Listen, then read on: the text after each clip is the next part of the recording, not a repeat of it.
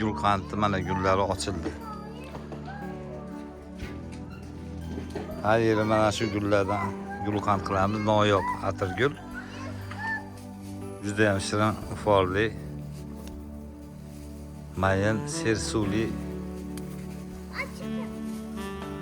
gul bo'ladi.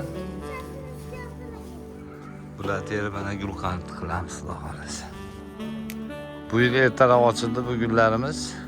Oldin mana har yili 1-maydan 10-maygacha ochilardi. Mana hozir aprelda o'rtalaridan ochilib terimni boshlaganmiz. Birinchi partiya gulqandlarimizni chiqarib bo'lganmiz.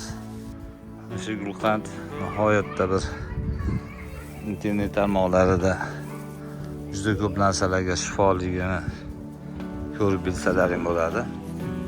Immunitetni ko'taradi. Asab tizmalariga juda ham katta foydasi bor. Qo'rg'in og'riqqa, kamqonlikka. Gulqanddan tashqari buni quritib, damlab ichsa ham bo'ladi buni bargini. Juda ko'p narsalarga shifo. Saudiya Arabistonida Toyif shahrida buni yetishtirishadi.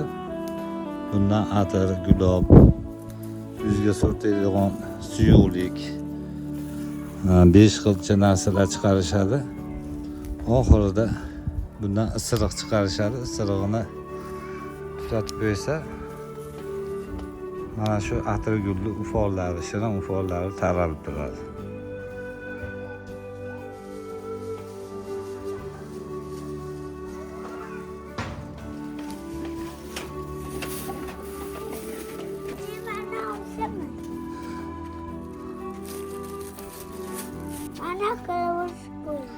Naql uzmay, naql uzadigan bo'lsangiz bo'lmaydi.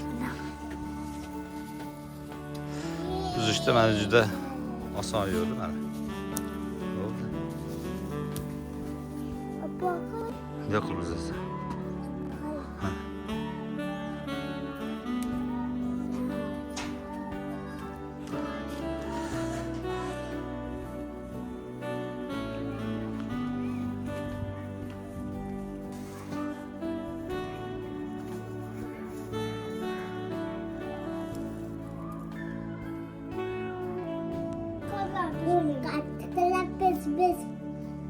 Nima qilyapsiz?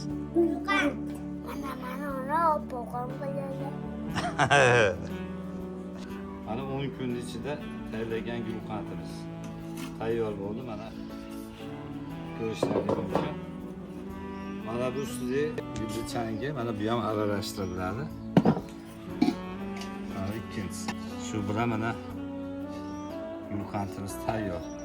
Buni iste'mol qilishda har kuni namoz bomdoddan keyin choydan oldin 3 ta kichkina qoshiqchada iste'mol qilinadi. Nihoyatda shifobaxsh gulqand.